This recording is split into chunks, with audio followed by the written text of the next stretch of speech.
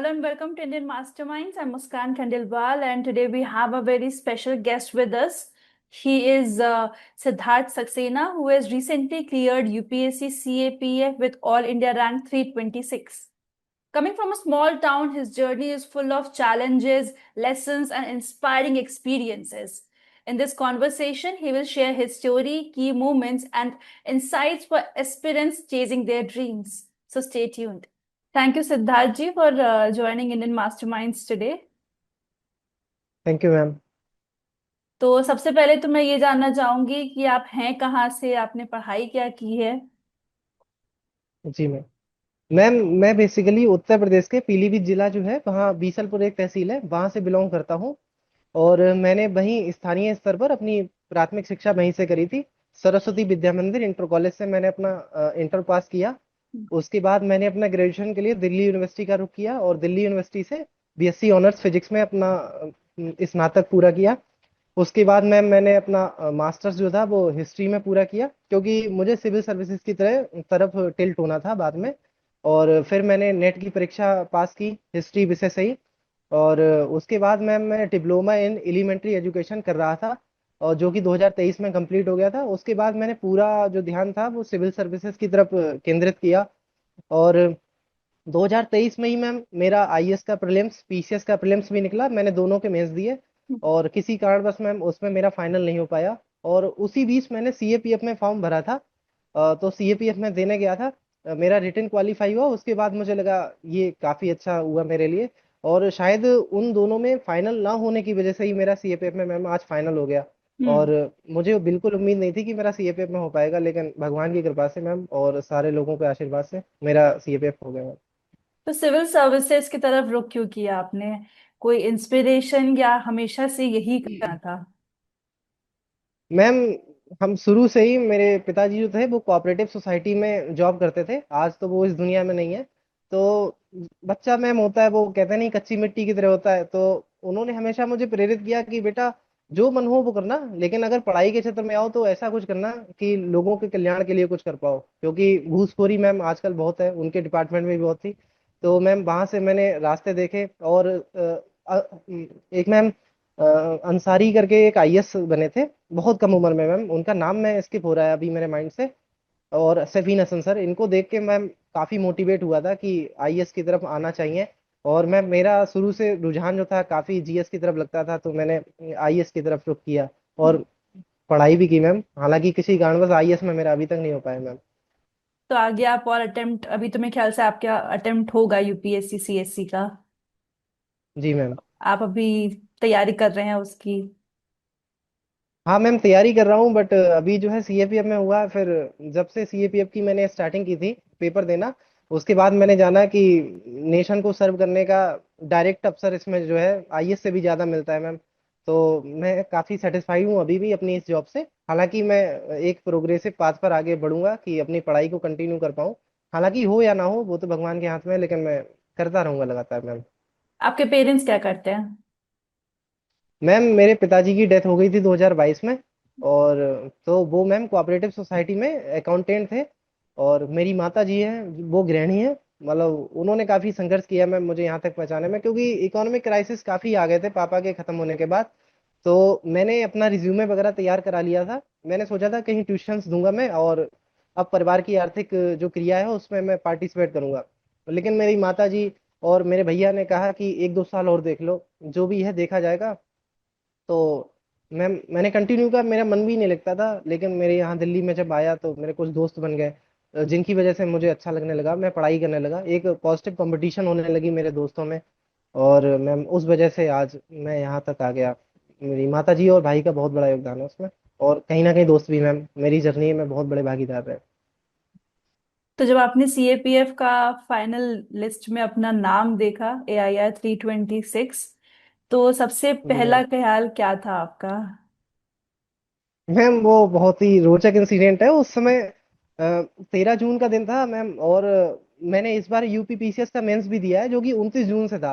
तो 13 जून को हम चार पांच लोग बैठ के, मुझे ये तो पता था कि दो चार दिन में रिजल्ट आने वाला है, तो हम एक रूम में बैठ के चाय पी रहे थे। और कुछ दोस्त होते हैं मैम जो पत्ते खेलने लगते हैं, प्लेइंग कार्ड्स, तो मैं भी वहीं पे बैठा था, प्लेइंग कार्ड्स खेल ही रहा था, आप ये मान लीजिए। तो मैंने ऐसे ही फोन उठाया तो सीएपीएफ वाले ग्रुप में पीडीएफ आई थी मैम कि फाइनल रिजल्ट है। तो मैंने चुपचाप से पीडीएफ खोली और उसमें नाम अपना सर्च करा, सक्सेना मैंने सर्च किया था सिर्फ, उसमें सिद्धार्थ सक्सेना आया मैम। अब मेरी हालत खराब होगी, तो पहले तो मुझे ये लगा कहीं एआई के द्वारा बनाई गई ये पीडीएफ तो नहीं है, क्योंकि आजकल फेक पीडीएफ का भी बहुत हाँ। चलन है। तो मैंने कहा यार भाई मेरा नाम आ गया, एक बार सर्च कर लो ये ओरिजिनल पीडीएफ है या फिर कहीं ऐसी बना दी गई है। तो मेरे एक मित्र ने सर्च करी तो उसमें यूपीएससी सीएपीएफ की साइट पे आ चुका था। और मैम उस दिन मुझे लगा कि मतलब शायद मेरा सारा संघर्ष या सारी जो मेहनत है आज पूरी तरीके से मुझे उसका फ्रूट मिला। मतलब आई वॉज वेरी इमोशनल। मुझे मेरी माँ की और मेरे पिताजी की, पापा तो नहीं थे, तो उनकी बहुत याद आई कि आज अगर वो होते तो शायद वो गर्व से फूले ना समाते। तो मैंने पहला कॉल भी जो था वो घर पे किया, मम्मी को किया, और मैं बहुत खुश था मैम। आपने सीएपीएफ के पहले भी कई एग्जाम्स के स्टेजेस क्लियर किए, जैसे आपने बताया कि यूपीएससी आईएएस आपने प्रीलिम्स उसका क्लियर किया था, यूपीपीसीएस का भी आपने एग्जाम दिया है, जी मैम। IB ACIO, railway SI. तो क्या उन रिजल्ट्स ने आपके कॉन्फिडेंस और स्ट्रैटेजी में कोई चेंजेस लाया? मैम हाँ, मतलब अगर मैं इन एग्जाम्स को क्वालिफाई ना किया होता तो शायद मैं आगे तैयारी परस्यू ना करता पापा के बाद। और मेरे घर वालों को भी मेरे ऊपर इसीलिए शायद भरोसा था कि ये लड़का कुछ ना कुछ तो कर ही लेगा। तो मैम सबसे पहले मैंने 2021-22 में मेरा लेखपाल का क्वालिफाई हुआ था, वहां से मुझे लगा कि हाँ इस फील्ड में टाइम जरूर लगेगा लेकिन हाँ मुझे रिजल्ट कहीं ना कहीं मिलेगा जरूर। तो मैं उसने मुझे उम्मीद भी दी कि हाँ मेरे अंदर गट्स हैं कि मैं कुछ ना कुछ कर सकता हूँ। इसी के भरोसे, इन रिजल्ट्स के भरोसे मैं आगे बढ़ता गया लगातार। और मुझे ये लगता था अगर कुछ नहीं हुआ तो मैं कहीं ना कहीं प्राइवेट ट्यूशन वाले मुझे आराम से ले लेंगे, क्योंकि मैंने एग्जाम्स क्वालिफाई किए हैं। और उनका कहीं ना कहीं मेरे अंदर कॉन्फिडेंस भी था, तो मैम उनने बहुत हेल्प की मेरी। उन्हें छोटे छोटे एग्जाम जरूर थे लेकिन उन्होंने बहुत बूस्ट बूस्ट किया मुझे मैम। तो यूपीएससी सीएपीएफ का प्रिपरेशन कैसे किया? यूपीएससी, क्योंकि आपने यूपीएससी सीएससी के लिए प्रिपरेशन किया है, सीएपीएफ के लिए भी आपने प्रिपरेशन किया है, तो दोनों में डिफरेंस कैसे है और सिमिलैरिटीज कितनी है? Okay ma'am. मैम सबसे पहले तो मैंने डिफेंस के एग्जाम देना स्टार्ट किया था मैम 12th के बाद। मैं एनडीओ सीडीएस के रेगुलर एग्जाम देता रहता था, क्योंकि मुझे पसंद था मैम। लेकिन सीडीएस और एनडीए में कभी एक भी बार मेरा रिटर्न नहीं निकला था।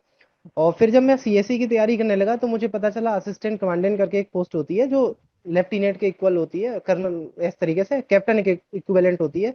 तो मैम इस बार मैंने अपना पहला प्रयास भरा था सीएपीएफ में। पहले मेरी टेंडेंसी ये थी मैम कि जिस एग्जाम की हम तैयारी नहीं करेंगे वो एग्जाम कभी निकलेगा नहीं हमसे, इसलिए मैं कभी फॉर्म नहीं डालता था। इस बार मैंने फॉर्म डाला, सिलेबस वगैरह गो थ्रू हुआ जब, तो मुझे लगा सीएससी के काफी इक्विवेलेंट इसका जीएस है। बस हाँ थोड़ा सा चेंज जो आता है वो सीएपीएफ में आता है कि इसमें एक इंग्लिश का पूरा एग्जाम होता है हम्म। सीएपीएफ में। और मैं हिंदी मीडियम का छात्र हूँ मैम, तो मुझे इंग्लिश से थोड़ा सा लग रहा था कि ये तो बिना पढ़े होने वाला है नहीं। तो जब एग्जाम के 15-20 दिन बचे थे तो मैंने इंग्लिश का थोड़ा अध्ययन करना स्टार्ट किया और प्रीवियस ईयर क्वेश्चन पेपर देखे और कुछ स्ट्रेटजी देखी। जैसे कि एक मैम टॉपर हैं सीएपीएफ के, हिमांशु वत्स नाम के, हम्म। उनको मैं बहुत ज्यादा श्रेय देना चाहूंगा। शायद मैं उनसे कभी मिल ना पाऊं लेकिन उनकी वीडियो जो फ्री पे उपलब्ध है यूट्यूब पे, उन्होंने मुझे मैम बहुत हेल्प किया। और उसके सहारे देख के मैं गया सीएपीएफ का देने। मैं मैम ऐसे ही चांस लेने गया था, मुझे बहुत ज्यादा उम्मीद नहीं थी। मैं गया, मैंने सोचा दे के देखते हैं, ज्ञान बढ़ेगा थोड़ा सा।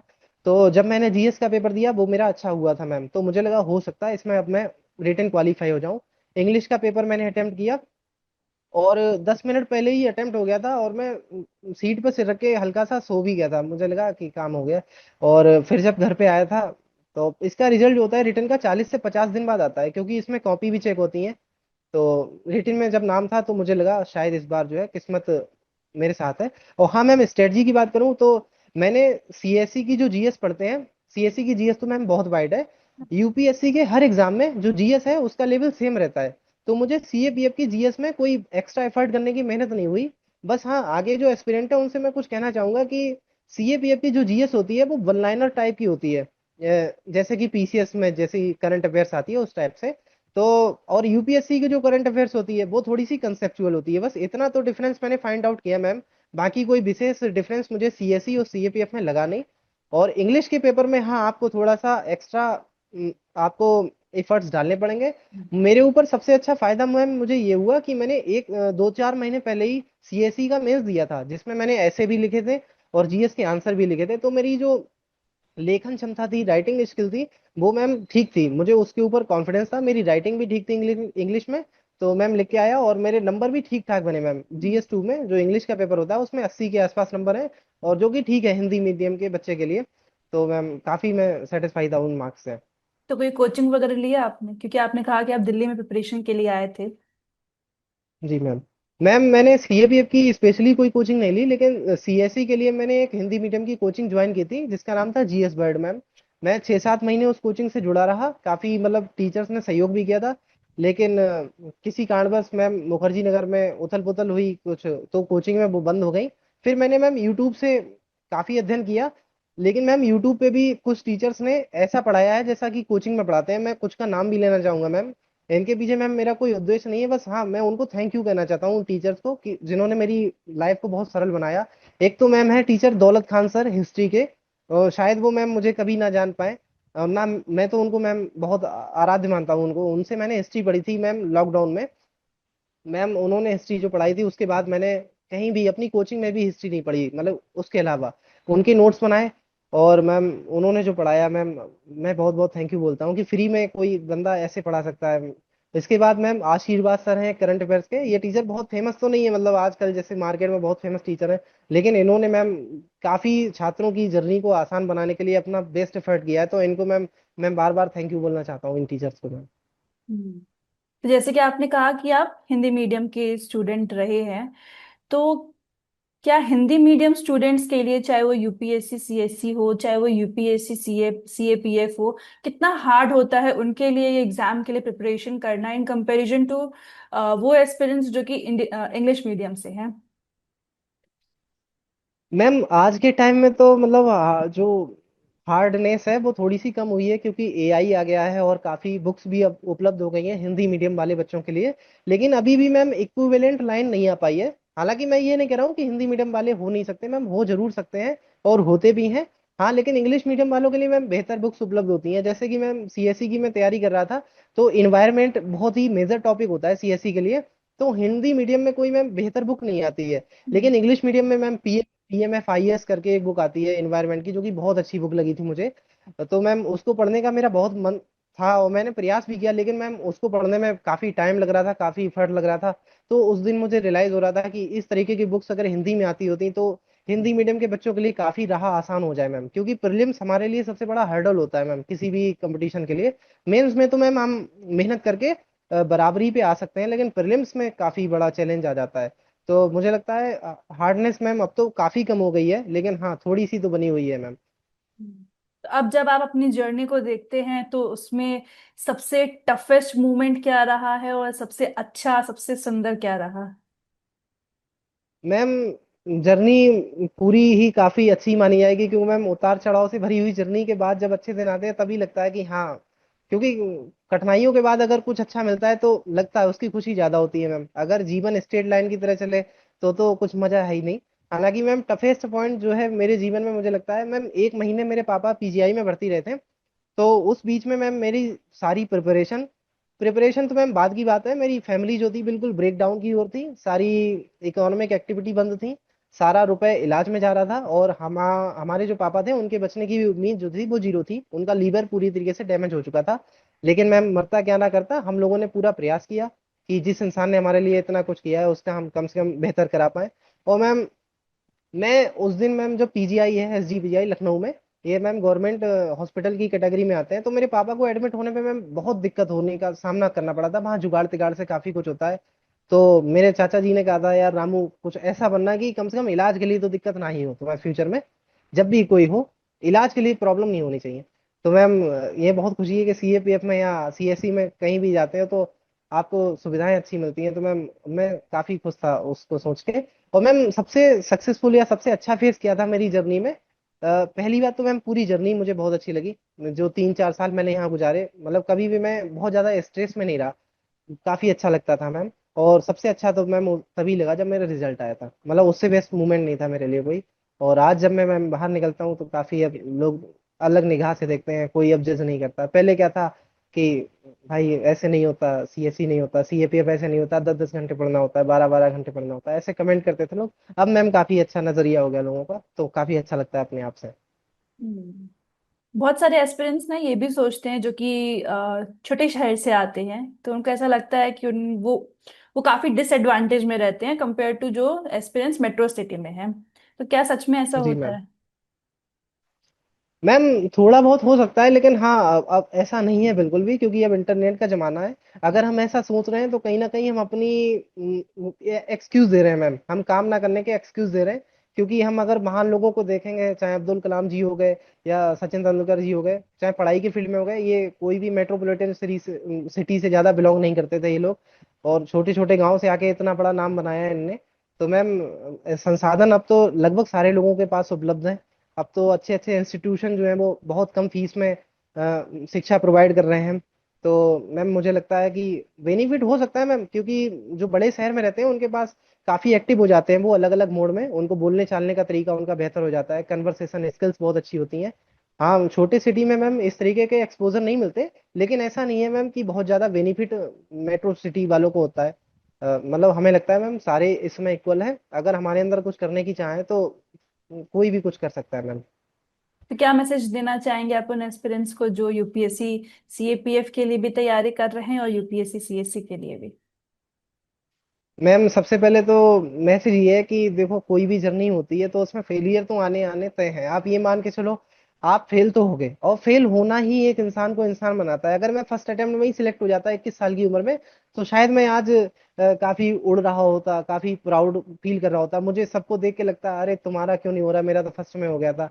तो फेलियर जो होता है मैम इंसान को इंसान बनाता है। सफलता देर में मिलती है, लेकिन हाँ आप लगे रहिए पथ पर, भगवान ने आपके लिए अच्छा लिखा होगा अगर आप मेहनत कर रहे हैं। दूसरी बात मैम, जो भी बंदे सीएससी की तैयारी करते हैं तो एक मिथ बना रखा है, अगर आप यूपीएससी की तैयारी कर रहे हो तो इसके अलावा किसी और में फॉर्म मत डालो।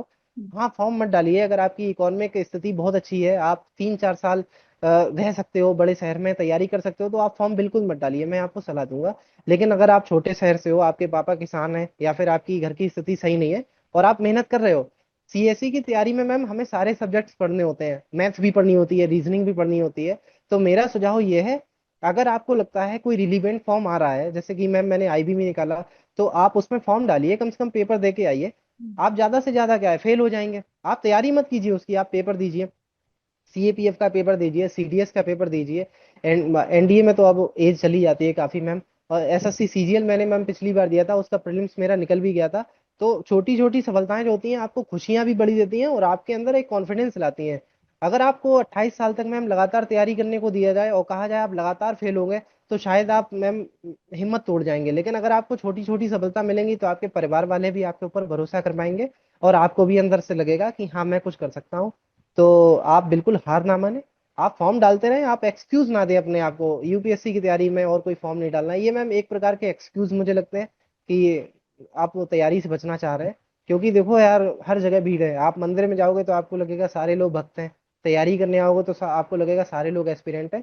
तो आप दौड़ चल रही है, आपको आगे तो निकलना है, तो आप कैसे भी करके निकलो। और सबसे बड़ी बात है, आपके परिवार की जो हिंदी मीडियम के स्टूडेंट हैं मैम, एक मिडिल क्लास फील्ड से आते हैं, काफी मतलब इकोनॉमी की स्थिति मैम लगभग 80% एस्पिरेंट की डाउन होती है बिल्कुल। तो आपको पहले तो उधर देखना है कि आप 25 साल या 26 साल से ज्यादा तैयारी नहीं कर सकते हो आपको, क्योंकि अपने परिवार के बारे में भी देखना है।